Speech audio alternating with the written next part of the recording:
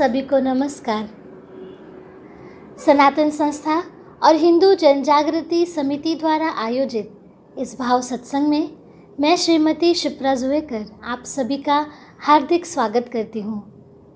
सर्वप्रथम जगत गुरु भगवान श्री कृष्ण जी, वास्तु देवता, स्थान देवता, इनके श्री चरणों में हम प्रार्थना करेंगे कि आज का ये सत्संग निर्विघ्न रूप से संपन्न हो।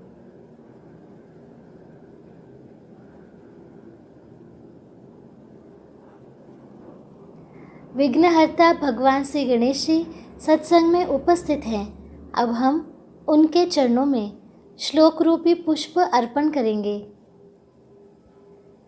वक्रतुंड महाकाय सूर्यकोटि समप्रभ निर्विघ्नं कुरु मे देव सर्वकार्येषु सर्वदा।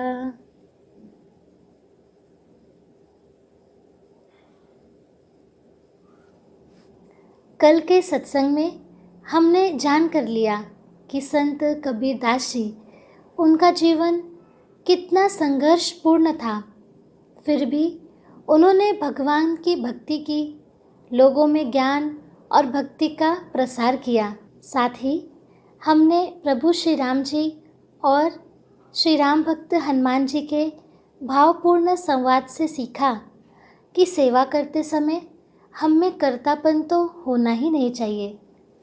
खरा सेवक अपना कर्तापन, अपना अहम पूरी तरह से प्रभु के, अपने श्री गुरु के चरणों में पूर्णतः समर्पित करता है। सेवा तो वास्तव में तभी हो सकती है जब उसमें का अहंकार ही नष्ट हो जाए। अब अहंकार है तो भगवान की कृपा तो मिल ही नहीं सकती। आज हम और एक महान संत श्री रामकृष्ण परमहंस जी और उनके शिष्य स्वामी विवेकानंद जी के जीवन से बहुत ही प्रेरणादायक जो प्रसंग हैं उन्हें हम देखेंगे और उनसे सीख भी लेंगे। आगे बढ़ने से पूर्व अब हम भगवान श्री कृष्ण जी का मनोहारी रूप अपनी आँखों के सामने लाएंगे, उनके चरणों में शरण जाकर प्रार्थना करेंगे।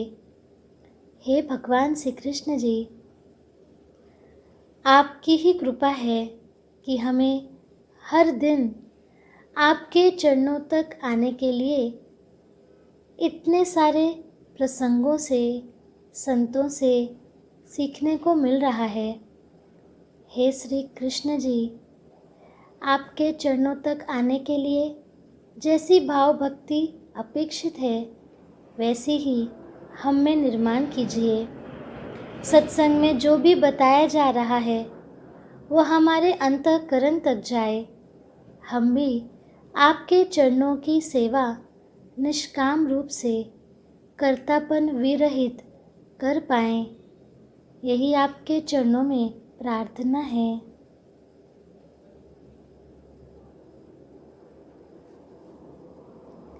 हम भगवान श्री कृष्ण जी के कोमल चरणों में श्लोक वंदन करेंगे। कृष्णाय वासुदेवाय हरये परमात्मने प्रणतक्लेशनाशाय गोविन्दाय नमो नमः। वसुदेवसुतं देवं कंसचाणूरमर्दनं देवकी परमानन्दं कृष्णं वन्दे जगद्गुरुम्।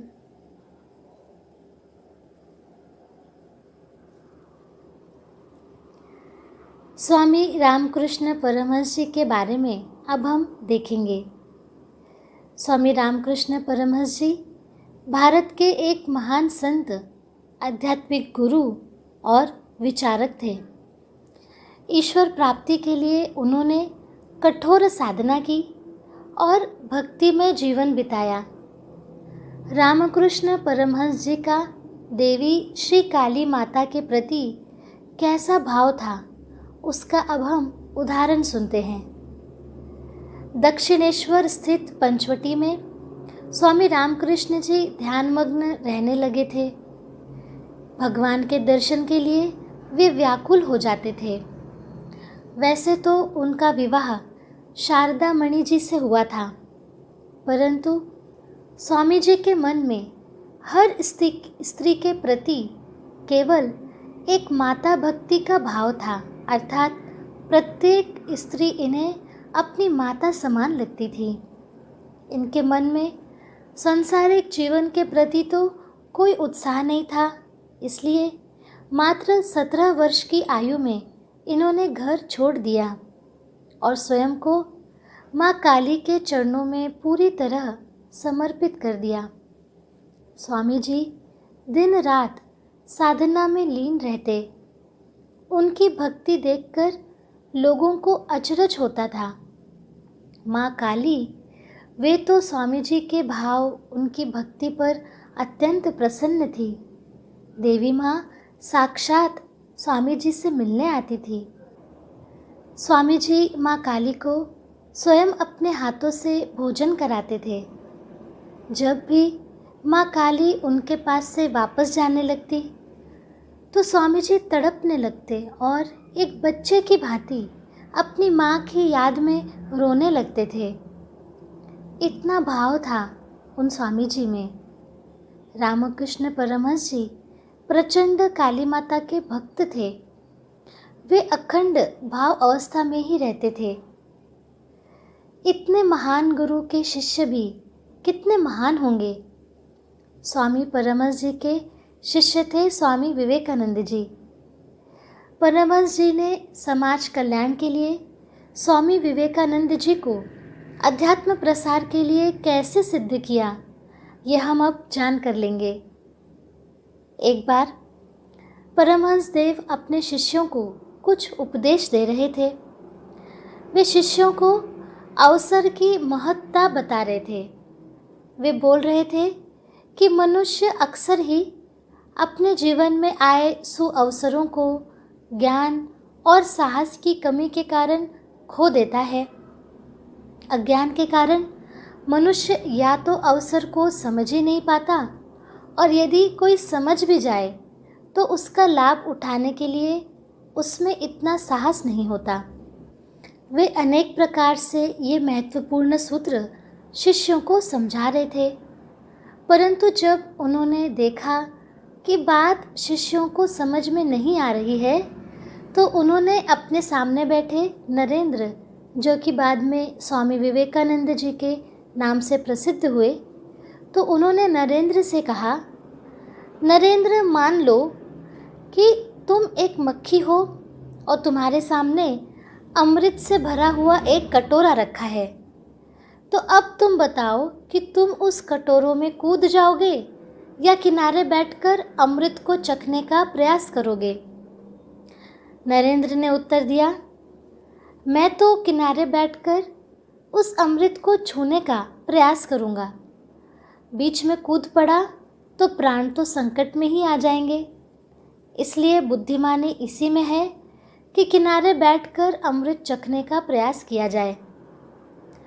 पास में बैठे दूसरे शिष्यों ने नरेंद्र के इस तर्क की खूब सराहना की, किंतु परमहंस जी हंसे और बोले, अरे मूर्ख, जिस अमृत को पीकर तुम अमर होने की कल्पना करते हो, फिर भी उसमें डूबने से डरते हो। जब अमृत में डूबने का सुअवसर मिल रहा है तो फिर मृत्यु का भय क्यों है। अब शिष्यों को बात समझ में आई कि अवसर हमारे सामने रहते हैं, परंतु अज्ञानता के कारण हम अवसर का लाभ ले नहीं पाते, समझ नहीं पाते कि लाभ लेना कैसे है। इसलिए चाहे आध्यात्मिक उन्नति हो या भौतिक व्यवहारिक जीवन हो, जब तक हमें अपने ध्येय के प्रति पूर्ण समर्पण नहीं होता, सफलता मिलना कठिन होता है। इसलिए अपने जीवन में दिशा दिखाने वाले गुरु का होना कितना आवश्यक है, ये भी हमें ध्यान में आता है। अब इस प्रसंग में स्वामी रामकृष्ण परमहंस जी ने क्या बताया। उन्होंने कहा कि अमृत के बारे में हम सबको पता है कि अगर एक बार अमृत पी लिया जाए तो फिर मृत्यु हो नहीं सकती, वो व्यक्ति अमर हो जाता है। फिर भी यदि ऐसा अमृत हमारे पास है तो हम मृत्यु से बचने के लिए वो पीना चाहते हैं और उसमें ही डूबने से हम डरते भी हैं। तो ये कैसे हो सकता है? परंतु यहाँ पर स्वामी परमहंस जी बताना चाहते हैं कि हमारी भी स्थिति ऐसी ही है। हमें भी तो साधना का पता है, धर्म पालन का महत्व पता है, ईश्वर की कृपा हमें साधना से मिल सकती है, सेवा करने से मिल सकती है, ये भी पता है। फिर भी हम धर्म के कार्य में पूरी तरह डूबने से डर जाते हैं। यानी हम धर्म को पूरी तरह अपने जीवन में उतारने से डरते हैं। कुछ लोगों के मन में प्रश्न आता है कि यदि हमने इतना धर्म पालन कर लिया तो लोग क्या कहेंगे? हम समाज से अलग हो जाएंगे तो? घर वाले कुछ बोलेंगे नहीं ना? ऐसे अनेक प्रश्न मन में आते हैं। अर्थात हमारे सामने भी अमृत का कटोरा रखा है, पर हम दूर दूर से ही उसे थोड़ा थोड़ा चखने का ही प्रयास करते हैं। यदि हमें भी साधना रूपी अमृत का स्वाद लेना है तो उसमें पूरी तरह से डूबना चाहिए। अर्थात ईश्वर को पूरी तरह हमें शरण जाना चाहिए।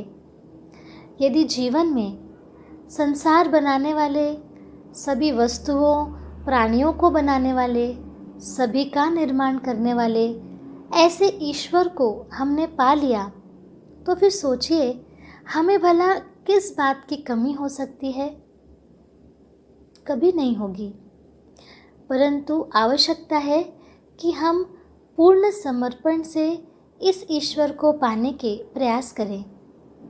हम जो भी कुछ करें उसमें पूर्ण समर्पण करने से ही हम उसका पूरा लाभ उठा सकते हैं। अब उदाहरण के लिए मान लीजिए हम सेवा कर रहे हैं तो पूरे समर्पण भाव से ही हमारी ये सेवा होनी चाहिए, फिर चाहे वो बड़ी सेवा हो अथवा छोटी सेवा हो। इसीलिए सत्संग में हम ईश्वर के जो ज्ञान रूपी अमृत सूत्र सुनते हैं तो जितना संभव हो इन सूत्रों को चरण दर चरण पूरे समर्पण भाव से हमें अपने जीवन में उतारना चाहिए। हम प्रतिदिन 1 घंटा ही मान लीजिए सेवा के लिए दे पाते हैं, कोई बात नहीं है, परंतु सेवा का वो 1 घंटा हम एकाग्रता से, परिपूर्णता से और भावपूर्णता से करेंगे, ऐसा प्रयास हमें करना चाहिए। अब मान लीजिए उदाहरण के लिए कि आज मैंने सोचा है कि मैं 2 लोगों को नाम जप के बारे में दूरभाष से अर्थात फ़ोन से बताऊंगी, तो क्या करना होगा? उसका भी पूरा नियोजन करना है। केवल फ़ोन लेना है, 2 लोगों को फ़ोन लगाना है, ऐसे नहीं। तो परिपूर्ण सेवा के लिए हमें चिंतन करना है। जैसे हम आज जिनको भी फ़ोन से नाम जप बताने वाले हैं तो उनको फ़ोन करने का, दूरभाष करने का कौन सा समय उचित है, अर्थात कौन से समय बात करेंगे कि उनका हमें प्रतिसाद अच्छा मिल सकता है, कहीं उनके आराम का समय तो नहीं, कहीं उनकी व्यस्तता तो नहीं, ऐसे विचार हमें करना है। बात करने से पहले प्रार्थना करेंगे और महत्वपूर्ण ये है कि हम जिससे फ़ोन करें उनसे उनकी प्रकृति के अनुसार, उनकी रुचि के अनुसार बात करें। अब कोई डॉक्टर होगा तो उसे फ़ोन करके हम किसी शिक्षक के जैसे बात तो नहीं कर सकते। तो डॉक्टर हैं तो पहले हम उनका हालचाल लेंगे, आसपास की परिस्थिति के बारे में पूछेंगे और फिर वैज्ञानिक दृष्टि से नाम जप का महत्व कितना है ये बताने का प्रयास करेंगे। तो निश्चित रूप से उस व्यक्ति को नाम जप साधना अपनी लगेगी, उसमें उनकी रुचि बढ़ेगी। तो ये विचार हमें करना है। यहाँ एक उदाहरण ही बताया डॉक्टर का, वैसे आप अलग अलग व्यक्तियों को जब नाम जप बताने के लिए फ़ोन करेंगे, उनसे बात करने का प्रयास करेंगे, सेवा के तौर पर ये कृति करेंगे, तो इस प्रकार हम चिंतन कर सकते हैं। इससे क्या होगा? इससे उन्हें नाम जप का महत्व अच्छे से समझ में आ जाएगा और सेवा होने के बाद हम कृतज्ञता व्यक्त करेंगे। तो यहाँ पर हमने एक उदाहरण ही देखा। ऐसे ही हम जो भी सेवा करें, भावपूर्ण परिपूर्ण करने के लिए हम चिंतन जितना करेंगे उतना ही अधिक हमें सेवा से आनंद मिलेगा। अब हम स्वामी विवेकानंद जी के जीवन का एक अत्यधिक प्रेरणा देने वाला प्रसंग जान कर लेते हैं। साधना पथ पर काफ़ी आगे बढ़ जाने के बाद शिष्य नरेंद्र के मन में निर्विकल्प समाधि की तीव्र इच्छा जागृत होने लगी थी। उनके गुरु स्वामी श्री रामकृष्ण परमहंस जी ने इसके लिए उन्हें मना ही कर दिया था, किंतु फिर भी वे साहस करके एक दिन श्री रामकृष्ण परमहंस जी के पास चले गए। रामकृष्ण जी ने स्नेहपूर्ण दृष्टि से उनकी ओर देखा और पूछा, नरेंद्र, क्या चाहता है तू? नरेंद्र ने कहा, गुरुदेव, शुकदेव की भांति मैं भी निर्विकल्प समाधि के द्वारा सदैव ही सच्चिदानंद सागर में डूबे रहना चाहता हूँ। अब वैसे तो स्वामी रामकृष्ण जी शिष्य नरेंद्र को सबसे अधिक चाहते थे, परंतु फिर भी उसकी ये बात सुनकर स्वामी जी को क्रोध आ गया। स्वामी जी बोले, बार बार एक ही बात पूछते तुझे लज्जा नहीं आती?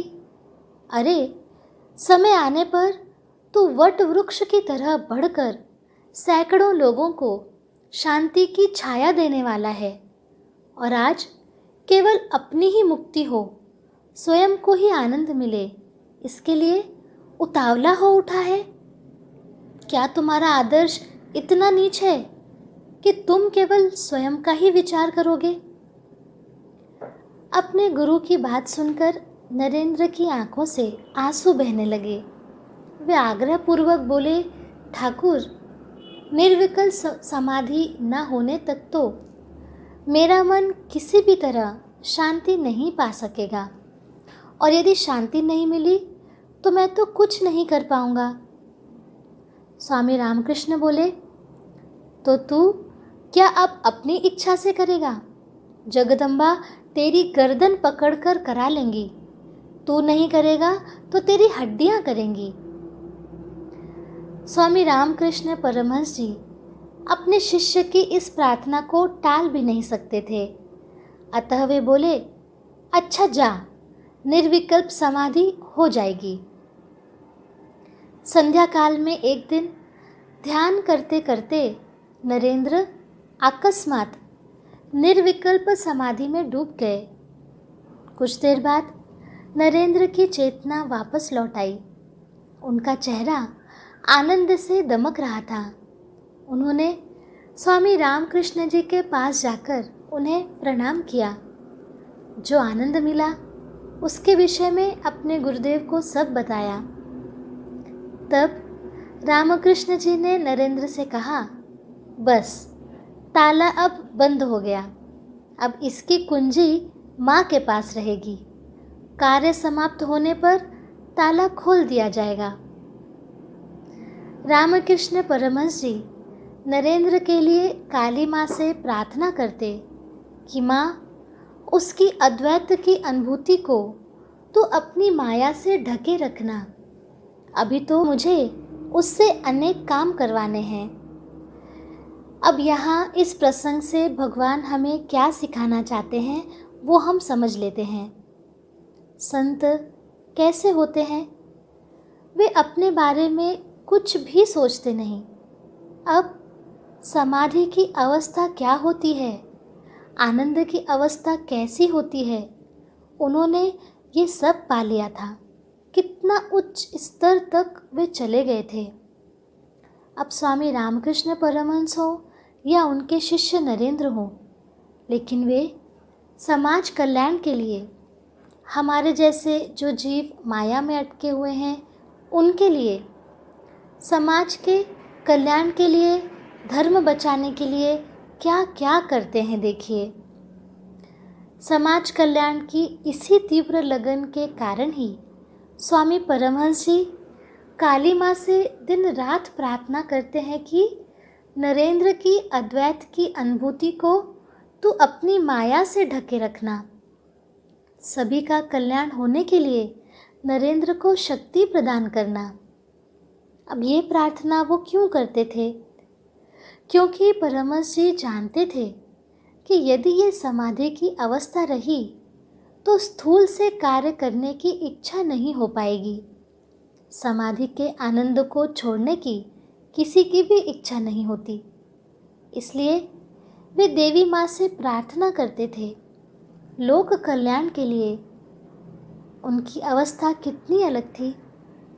रामकृष्ण परमहंस जी तो कितनी भक्ति में लीन रहते थे और उनकी भक्ति की अवस्था क्या थी उसकी हम कल्पना नहीं कर सकते।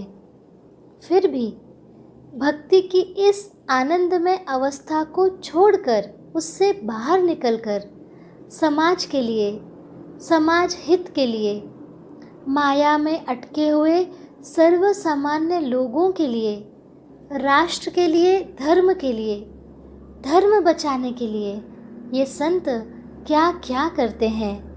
अपनी उच्च अवस्था तक को छोड़कर हमारे लिए वे प्रसार का कार्य करते हैं। वे संत कितने महान पुरुष थे किसी को भी पता नहीं चल सकता। अब हमें क्या लगता है कि रामकृष्ण परमहंस जी एक भक्त थे, संत थे, उनकी कितनी उच्च अवस्था थी, हमें इतना ही लगता है। किंतु उन्होंने किस प्रकार एक महान शिष्य को निर्माण किया, वो भी किस लिए? तो पूरे विश्व के कल्याण के लिए।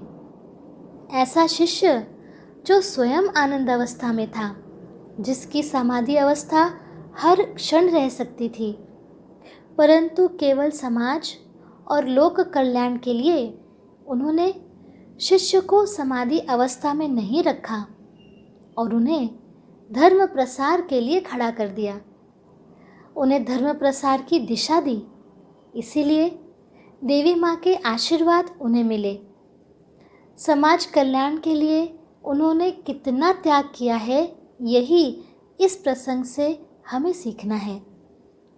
अब इस प्रसंग से केवल सीखकर हमें रुकना नहीं चाहिए, तो हमें अपने जीवन में भी धर्म प्रसार की सेवा का लाभ लेना चाहिए।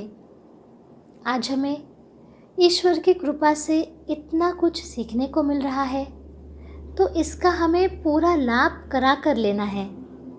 अपने निजी स्वार्थों से ऊपर उठकर हमें भी धर्म के लिए प्रतिदिन कुछ न कुछ तो समय अवश्य ही देना चाहिए। ऐसे ही एक दिन पूना प्रवास के दौरान स्वामी विवेकानंद जी के साथ एक विलक्षण घटना घटी, जिससे उनके विराट व्यक्तिमत्व का परिचय हमें मिलता है। गाड़ी में स्वामी जी को द्वितीय श्रेणी के डिब्बे में भ्रमण करते देखकर कुछ शिक्षित लोग आपस में अंग्रेजी भाषा में सन्यासियों की निंदा करने लगे। उन्होंने सोचा ये तो स्वामी है, इसको अंग्रेजी कहाँ आती होगी। उन लोगों का सोचना था कि भारत के अधःपतन के लिए एकमात्र सन्यासी संप्रदाय ही उत्तरदायी है। अब उनकी चर्चा जब पराकाष्ठा पर पहुंच गई, तब स्वामी जी चुप न रह सके। स्वामी जी बोले, युगों युगों से ये सन्यासियों ने ही संसार के आध्यात्मिक बल को सतेज किया है, शक्तिशाली बनाया है। इस आध्यात्मिक बल के कारण ही आज संसार चल रहा है। बुद्ध कौन थे? शंकराचार्य जी क्या थे? उनकी आध्यात्मिक देन को क्या भारत अस्वीकार कर सकता है? स्वामी जी के मुख से धर्म का विकास, देश विदेश के धर्मों की प्रगति का इतिहास तथा अनेक गंभीर दार्शनिक बातें सुनकर सहयात्रियों को विवश होकर अपने हथियार डाल देने पड़े और यहीं से स्वामी विवेकानंद जी के शिकागो की धर्मसभा की नींव डल गई। भारत का नाम विश्व भर में रोशन करने वाले महान पुरुषों में से स्वामी विवेकानंद जी भी एक हैं। उन्होंने प्रेम, अध्यात्म और भाईचारे का जो संदेश दुनिया तक पहुंचाया, उससे भारत की एक अलग छवि पूरी दुनिया के सामने निर्माण हो गई। सनातन धर्म का प्रतिनिधित्व करने वाले स्वामी विवेकानंद जी का जिक्र जब भी कभी आएगा, तब अमेरिका में उनके द्वारा दिए गए प्रभावी भाषण की चर्चा अवश्य होगी। ये एक ऐसा भाषण था जिसने भारत की अतुल्य विरासत और ज्ञान का डंका पूरे संसार में ही बजा दिया था। 11 सितंबर 1893 को शिकागो में आयोजित विश्व धर्म सम्मेलन में विश्व भर के विभिन्न देशों के प्रतिनिधि तथा शहर के बहुसंख्यक प्रतिष्ठित व्यक्ति आर्ट पैलेस के विशाल हॉल में एकत्रित हुए थे। प्रत्येक व्यक्ति अपने अपने धर्म का महत्व बताने के लिए उत्सुक था और इस उद्देश्य से कई दिनों से सभी लोगों ने अधिक से अधिक प्रभावशाली भाषण देने की तैयारी भी की थी। अब स्वामी जी को शिकागो पहुँचे 5 ही सप्ताह हुए थे और धन के अभाव में उनका एक एक दिन बहुत संघर्षपूर्ण बीत रहा था। अतः स्वामी जी को भाषण की उचित तैयारी करने की सुविधा नहीं मिल सकी थी और सभा में वे सबसे पीछे बैठकर ईश्वर चिंतन में संलग्न थे। सभा का दिन आ गया। अंत में सभा आरंभ होने के लिए सुबह 10 बजे का घंटा बजा। ईसाई पादरी अनुभव करने लगे कि जगत में ईसाई धर्म सर्वश्रेष्ठ है। उन्हें लगा इस तथ्य को दुनिया के सामने प्रकट करने का समय आ पहुंचा और देखा जाए तो वास्तव में इस सम्मेलन का उद्देश्य भी इसी भावना से किया गया था।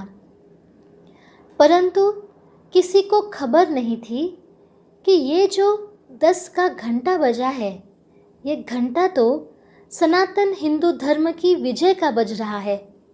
यहाँ स्वामी जी को कैसा अनुभव हुआ, तो आइए हम उन्हीं के शब्दों में सुनते हैं।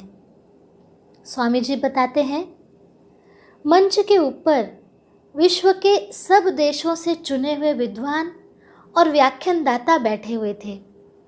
मैंने अपने जीवन में न कभी ऐसी विशाल सभा देखी थी और न ऐसे उत्कृष्ट जन समूह के सम्मुख भाषण किया था।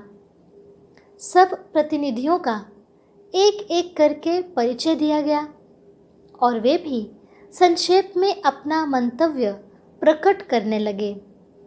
मेरा तो हृदय धड़कने लगा और जीभ सूखकर लगभग बंद हो गई।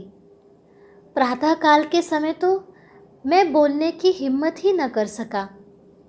दोपहर के अंतिम भाग में सभाध्यक्ष ने बहुत उत्साहपूर्ण शब्दों में आग्रह किया तो मैं उठकर आगे आया और परिचय देकर वापस अपनी जगह बैठ गया। इस प्रकार स्वामी विवेकानंद जी ने अपने मन की अवस्था का वर्णन किया है।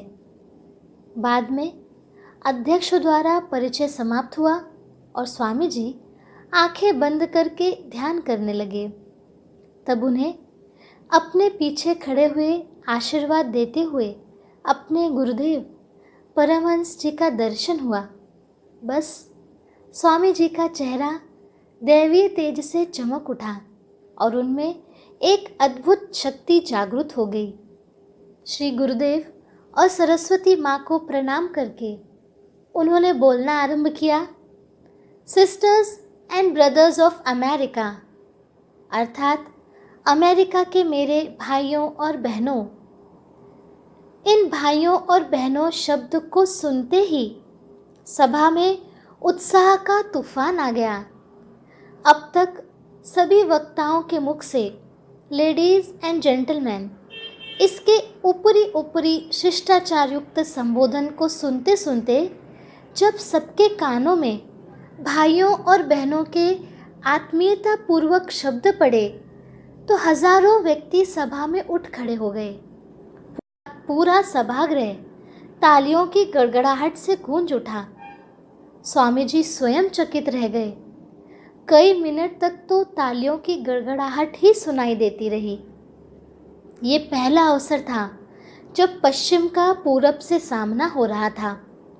पश्चिम देश भारत की संस्कृति और सभ्यता के दर्शन कर रहे थे। यूं तो पश्चिमी देशों के मन में भारत की छवि सपेरों के देश ऐसी ही निम्न स्तर की थी, लेकिन स्वामी विवेकानंद जी के उस बहुचर्चित भाषण ने बहुत कुछ बदल दिया। ये वो भाषण है जिसने पूरी दुनिया के सामने भारत को एक मजबूत छवि के साथ प्रस्तुत किया। स्वामी विवेकानंद जी ने अपने भाषण से भारत के प्रति दुनिया को अपना पूर्वग्रह युक्त दृष्टिकोण बदलने के लिए विवश कर दिया था। उनके भाषण को सुनकर वहाँ उपस्थित सारे लोग बेहद आश्चर्यचकित थे। ऐसा इसलिए भी था क्योंकि इतनी कम आयु में इतना ज़बरदस्त भाषण देने वाला वहाँ पर कोई दूसरा था ही नहीं। स्वामी विवेकानंद जी ने वहाँ पर शून्य विषय पर वक्तव्य किया और इसके पहले शून्य को लेकर भी ऐसा भाषण किसी ने दिया नहीं था और किसी ने सुना भी नहीं था। इसके बाद तो भारत को पूरी दुनिया अध्यात्म के केंद्र के तौर पर भी देखने लगी। स्वामी जी के भाषणों की संसार भर के, विशेषतः अमेरिका के मुख्य पत्रों में प्रशंसा होने लगी। उनकी प्रशंसा में लेख पर लेख लिखे जाने लगे। उस देश में सर्वाधिक प्रचारित न्यूयॉर्क हेरल्ड ने लिखा है कि ऐसे उच्च श्रेणी के देश अर्थात भारत में ईसाई धर्म प्रचारकों को भेजना बिल्कुल मूर्खता है। ये भारत के लिए, हम भारतीयों के लिए एक बहुत बड़ी बात है। शिकागो सभा के दूसरे दिन स्वामी जी ने हिंदू धर्म का सार इस विषय पर भाषण दिया और बोलते बोलते अचानक वे एकाएक चुप हो गए। तब उन्होंने उपस्थित जन समूह को लक्ष्य करके प्रश्न किया, इस सभा में जो सज्जन हिंदू धर्म और हिंदू धर्म के शास्त्रों से प्रत्यक्ष रूप से परिचित हैं, वे कृपया अपना हाथ उठाएं। 7,000 विद्वानों के समूह में से केवल 3 से 4 हाथ ही ऊपर उठे।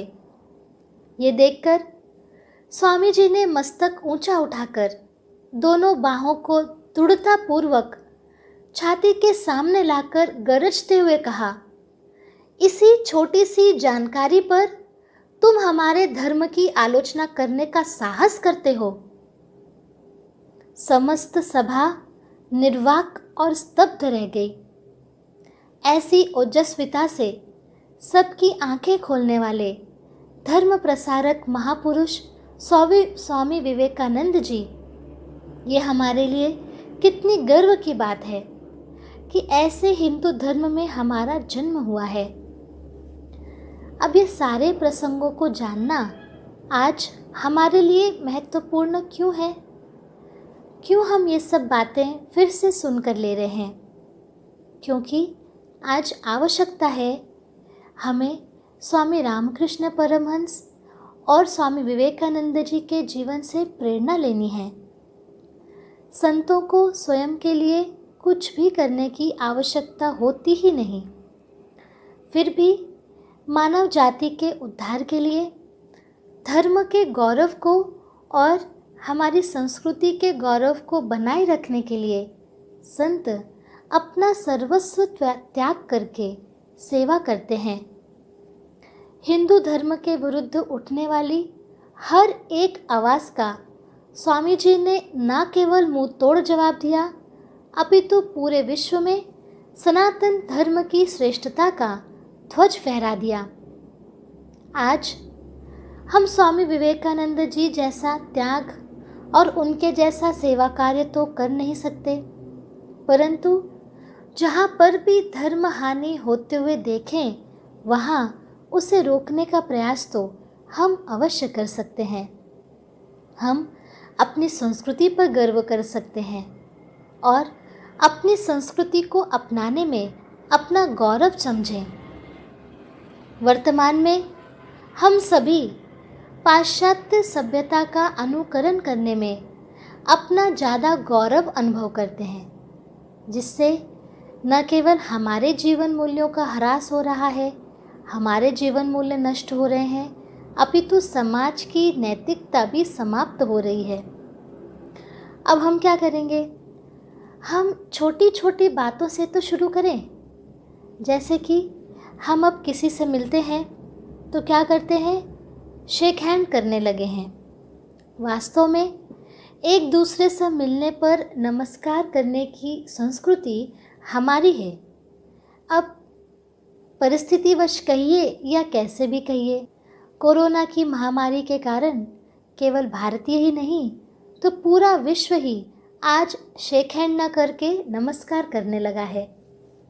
तो ऐसी प्राचीन महान भारतीय संस्कृति को हम क्यों छोड़ रहे हैं? हम दूरभाष भी लेते हैं, अर्थात फ़ोन उठाते हैं तो हेलो बोलने लगते हैं। तो हेलो ना बोलकर हम नमस्कार करें, राम राम बोलें या कोई भी भगवान का नाम लें, लेकिन हेलो बोलना हमारी संस्कृति नहीं है। हम भोजन भी करते हैं तो कई बार चम्मच से भोजन करने लगते हैं। वैसे ना कर हम अपने हाथों से भोजन करें। अब हाथों से भोजन करने का शास्त्र क्या है, इसके पीछे कितना वैज्ञानिक सिद्धांत छुपा है, कितना इसका आध्यात्मिक महत्व है, इसके बारे में हम कभी और समझ कर लेंगे। परंतु इतना हम ध्यान में रखें कि ये जो संस्कृति हमें सिखाई गई है, भोजन को हाथ से करना, इसमें बहुत लाभ है, इसका हमें पालन करना चाहिए। सुबह उठकर बड़ों के पैर अवश्य छुएं। अब यहाँ पर हम एक बात ध्यान में रख सकते हैं, पैर तो छूना है लेकिन एक हाथ से नहीं, हमें दोनों हाथों से नीचे झुककर बड़ों के पैर छूकर आशीर्वाद लेने चाहिए। ये हमारी संस्कृति है। प्रतिदिन संध्या काल में अपने घर के जो पूजा घर रहता है वहाँ हम दिया जला सकते हैं, इतना तो हम कर ही सकते हैं। और सर्वाधिक महत्वपूर्ण बात, हम अपने मस्तक पर कुमकुम लगाएं। ये जो सारी बातें आपको बताई तो आप ही बताइए, इतना तो हम कर ही सकते हैं ना? कठिन है क्या ये सब? नहीं ना? कितना सरल है, कुछ अलग से करना नहीं है, केवल अपने महान हिंदू धर्म का इन छोटी छोटी बातों से पालन करना है, जिससे हम स्वयं में धर्माभिमान जगा सकते हैं। हम अपने धर्म के लिए इतना तो परिवर्तन कर ही सकते हैं ना? क्या लगता है आपको? जी, अवश्य कर सकते हैं। अब हमें केवल यहाँ तक सीमित नहीं रहना। हमने तो करना शुरू कर दिया, परंतु हम परिवार के सभी सदस्यों को भी इन संस्कारों को अपनाने के लिए प्रेरित करें, क्योंकि इन संस्कारों का प्रभाव अत्यधिक है, इनका लाभ है, इनका बहुत ही महत्व है। हम इनको अपनाएंगे, हमारे परिवार वाले अपनाएंगे तो लाभ तो हम सभी को होने वाला है। इसलिए हम आज से प्रयास करें इन छोटी छोटी बातों को अपनाने का। अब हम क्या करेंगे? इन बातों को हमने परिवार को बताया, तो अब धीरे धीरे प्रयास करें कि अपने क्षेत्र के लोगों को बताएं। धीरे धीरे ईश्वर की कृपा होगी, वे हमें प्रेरणा देंगे, हम पूरे शहर में इसके लिए जागृति करेंगे। और ऐसा करने के लिए यदि आपको लगता है कि आपके क्षेत्र में या विद्यालयों में ये सब बातें बतानी हैं, मंदिर में जाकर वहाँ इकट्ठे हुए लोगों को ये बातें बतानी हैं, तो हम धर्म शिक्षा वर्ग भी आयोजित कर सकते हैं। जैसे ही परिस्थितियाँ सामान्य होंगी, ऐसे धर्म शिक्षा वर्गों का आयोजन करने के लिए आप हमें अवश्य संपर्क कीजिए। ये जो सारी धर्म की आचरण की बातें बताई, चाहे वो नमस्कार करना हो, कुमकुम लगाना हो अथवा कुछ और, ये करते समय आपको क्या अनुभव आए, ये आप हमें अवश्य बताइए। कुछ दर्शकों के हमें फ़ोन भी आते हैं कि कैसे सत्संगों में बताए गए कृत्यों को करने के बाद उन्हें आनंद मिल रहा है, उनके जीवन में परिवर्तन हो रहा है। तो वैसे ही ये जो सारी कृतियाँ हैं, हम सभी निरंतर अपने कृत्य में लाने का, अपने जीवन में लाने का प्रयास करेंगे। आज के भाव सत्संग में हमने संतों के उदाहरण से समझ कर लिया कि धर्म प्रसार करने के लिए संतों ने कितना त्याग किया है। तो कृतज्ञता स्वरूप ही सही, हम भी धर्म प्रसार की सेवा में अपना कुछ तो योगदान देंगे। आज के भाव सत्संग में हम भगवान श्री कृष्ण, स्थान देवता, वास्तु देवता, इनके चरणों में कृतज्ञता व्यक्त करते हैं कि हे प्रभु, आपने हमें आज के सत्संग के माध्यम से महान भारतीय संस्कृति के विषय में अवगत कराया। धर्म का आचरण छोटी छोटी बातों से कैसे कर सकते हैं, इसकी दिशा दी। हम आपके चरणों में कृतज्ञ हैं। आपने जो दिशा दी है, उस पर चलने की शक्ति आप ही हमें प्रदान करें, ऐसी आपके चरणों में प्रार्थना है।